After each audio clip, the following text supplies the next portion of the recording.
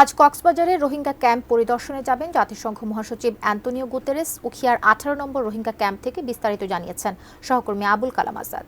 12টার দিকে কক্সবাজার বিমানবন্দরে প্রধান উপদেষ্টা ডক্টর মোহাম্মদ ইউনূস এবং জাতিসংঘ মহাসচিব অ্যান্তোনিও গুতেরেস দুজনেরই একই বিমানে করে একসঙ্গে অবতরণ করার কথা রয়েছে। তার পরপরই জাতিসংঘ মহাসচিব সরাসরি উখিয়ায় কক্সবাজারের এখানে 18 নম্বর যে ক্যাম্পটি রয়েছে সেই ক্যাম্পে রোহিঙ্গাদের সেখানে চলে আসবেন। প্রায় প্রত্যেকটি ক্যাম্পে যতটুকু জানতে পেরেছি যে রোহিঙ্গা লার্নিং সেন্টার, যেখানে এখানকার বাচ্চারা পড়াশোনা করে থাকেন, বিভিন্ন গ্রেডে পড়াশোনা করার পাশাপাশি নিজেদের ভাষায়ও তারা নির্দিষ্ট একটি ক্লাস পর্যন্ত পড়াশোনা করেন। সেই লার্নিং সেন্টারগুলোতে আসলে কী ধরনের ব্যবস্থাপনা রয়েছে, পড়াশোনার সেই কার্যক্রমগুলো পরিদর্শন করার কথা রয়েছে জাতিসংঘ মহাসচিব অ্যান্তোনিও গুতেরেসের।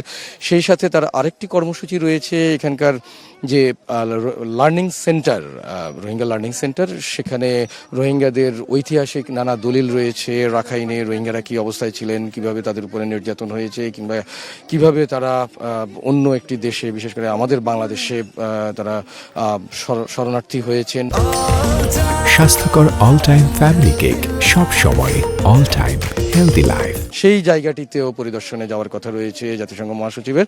এছাড়া আরেকটি কার্যক্রম রয়েছে, যেটুকু আমরা জানতে পারলাম যে রোহিঙ্গাদের যে মানে ভাষা সংস্কৃতির পাশাপাশি তারা যে এখানে পাটজাত পণ্য উৎপাদন কেন্দ্র যেগুলোর ব্যবস্থাপনা করে থাকেন কোনো না কোনো সংস্থা, সেই পাটজাত পণ্য উৎপাদন কেন্দ্রটিও পরিদর্শন করবেন। জাতিসংঘের একাধিক সংস্থা, বিশেষ করে ওয়ার্ল্ড ফুড প্রোগ্রাম, WFP, তারপরে আন্তর্জাতিক অভিবাসন সংস্থা IOM, এছাড়া রোহিঙ্গা শরণার্থী এবং প্রত্যাবাসন পুনর্বাসন সংস্থা, এই সংস্থাগুলো মিলে এই জায়গাগুলোতে, বিশেষ করে রোহিঙ্গা ক্যাম্পগুলোতে কী ধরনের কার্যক্রম তারা চালিয়ে আসছেন সেই বিষয়গুলো পরিচালনা করবেন, পরিদর্শন করবেন জাতিসংঘ মহাসচিব অ্যান্তোনিও গুতেরেস।